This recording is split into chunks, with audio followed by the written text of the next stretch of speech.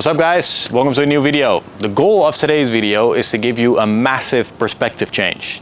A perspective change that will help you lose fat and keep it off in an easy and effortless way.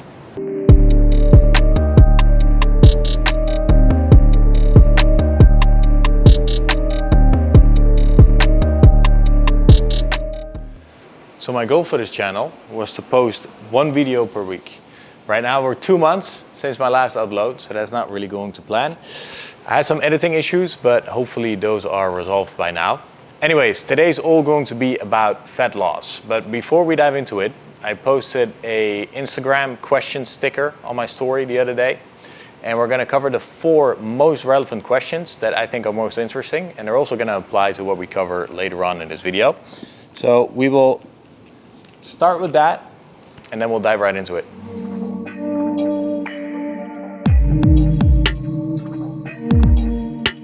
Want to just take turns? You answer one, then me. Okay, first question.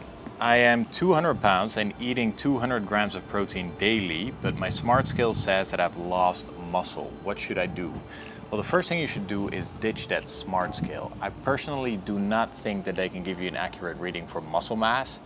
I think it's good to identify trends, so you go up or down, but for exact readings, we should take that with a grain of salt.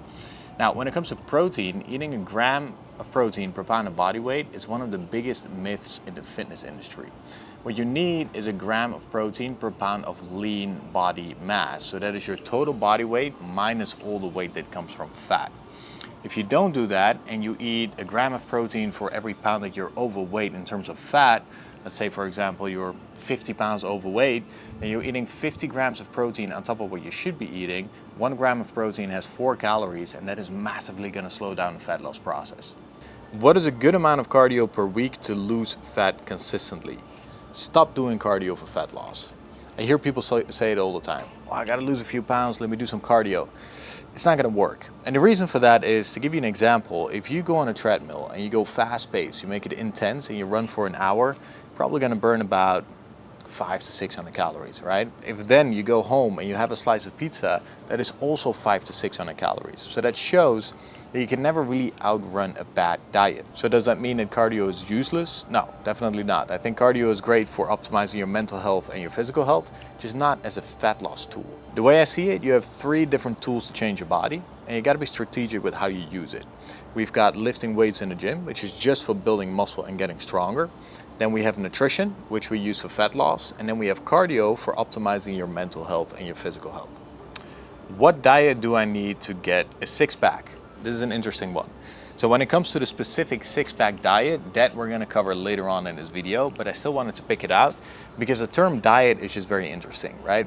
What we call a diet in the United States these days is really just eating normal. If you cut out the sugars, you stop eating junk food, and you stop eating processed foods, you're really just eating normal, right? That is not a diet. You're not dieting because you're not eating all that trash. You're just eating normal. And I'm saying that because if you have that as a foundation, if your foundation is to just eat normal, healthy, nutritious foods, then staying lean is relatively easy. Now, when it comes to getting visible abs and maintaining that, of course, it gets a bit more technical, and we're going to cover that later on in this video. But if you have a foundation of eating clean or eating normal, it is really not that difficult. Is losing a pound per week sustainable weight loss? So I picked out this question because it's a debatable topic. Some might say that it is. A pound a week is sustainable. I would argue that it's not, and that is mostly because a lot of a fitness transformation is psychological, right? It's all about motivation. Now, results are motivating.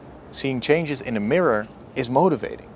So if you lose a pound a week, then you could be 8 weeks into the process. You're 8 pounds down, 2 months in with effort and consistency. So that is a lot of time without seeing results in the mirror. So it's difficult not to get discouraged at that point. So I would argue that in the beginning you go very aggressive, you get some great results, you change your body, you boost that confidence, you boost the morale, and then the rest of the process is going to be a lot easier. It's a lot easier to stick with training if you train from a place of loving what you see in the mirror as opposed to hating yourself. Now keep in mind, when I say aggressive, I don't mean to significantly cut your calories or to, completely starve yourself. You should still use sustainable methods, but when it comes to adhering to these methods and your consistency and your discipline, that is where I think you should be very aggressive early on. So you cut out the alcohol, you say no to social events, and it's not gonna be forever, but at least in the beginning to get some fast results and get you hooked to the process. All right, let's dive into it. The easiest way to lose fat and get a six-pack. Now, this all starts with understanding how the fat loss process works. To lose fat, we have to be in a caloric deficit. Now, here's the thing. Restricting your calories doesn't mean that you have to eat less food. It just means that you have to eat fewer calories. So the secret to losing fat in a sustainable way is to find low-calorie foods that you can eat large quantities of so that you stay full, you have energy, and you're gonna feel great. Let me explain. This right here is 1,500 calories. These cookies, 390 calories each. So we got 2 of those.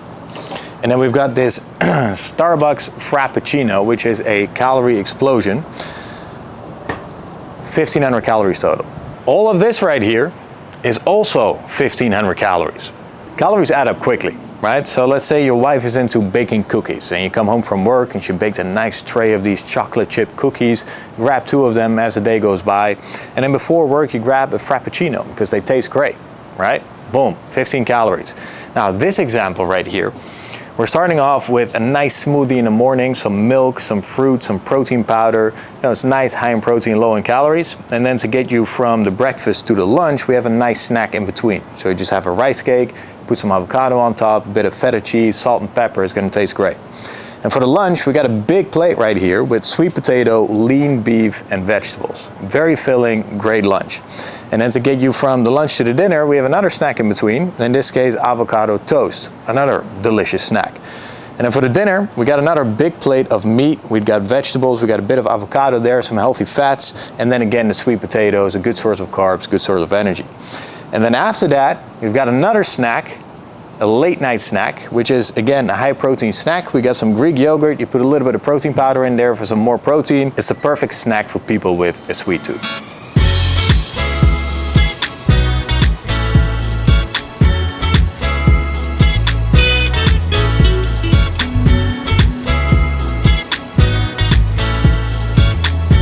So if you think all that healthy food is gonna be disgusting, taste test. Say it.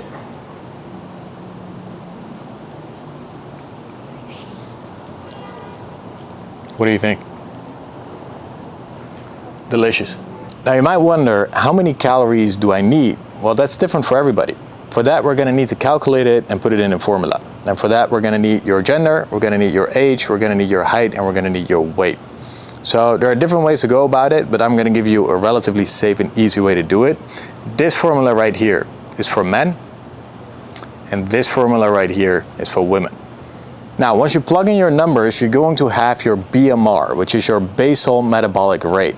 So this is essentially the number of calories that you burn at rest, so without doing absolutely anything. So of course, we're gonna have to adjust this number for your activity level, which is going to be a multiplier based on how active you are during the day. So if you are sedentary, which means barely any activity, you can multiply your BMR by 1.2. If you're lightly active and you work out occasionally, you can multiply by 1.375. If you train all the time and you're moderately active, then you can multiply by 1.55. Now, if you train all the time and you also have a physically demanding job, then you multiply by 1.75. However, it doesn't happen a lot. Most people overestimate their own activity level. You're typically going to be either sedentary or lightly active. So when you calculate that, just be careful with it. When you've multiplied your basal metabolic rate by your overall activity level, you're going to arrive at your total daily energy expenditure. So this is the number of calories that you burn total in a given day. So once we have that, now we simply have to deduct about 500 to 600 calories from it. That is going to be your calorie goal. So this is how you create a caloric deficit. You look at your total calories burned for the day, and then you deduct it by 500 to 600. That's typically a good place to start. Now you have your calorie goal. So let me give you an example. Let's say you are a man and your weight is 70 kilograms. That means that we're gonna start by multiplying 10 by 70, which is gonna be 700. And let's say your height is 180 centimeters. So we're gonna do 6.25 times 180. Now, let's say you're 28 years old. I'm 28 years old. So that's going to be 5 times 28.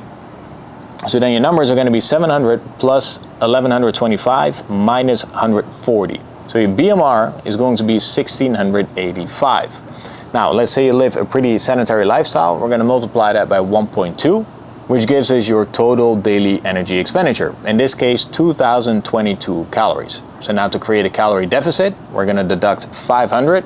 There's your calorie goal, 1500 calories. Now, I've shown you an example on how to eat 1500 calories in a sustainable way. You know how to calculate it. You're gonna get ripped.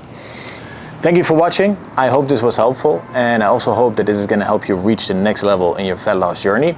It doesn't have to be too complicated as long as you know what to focus on.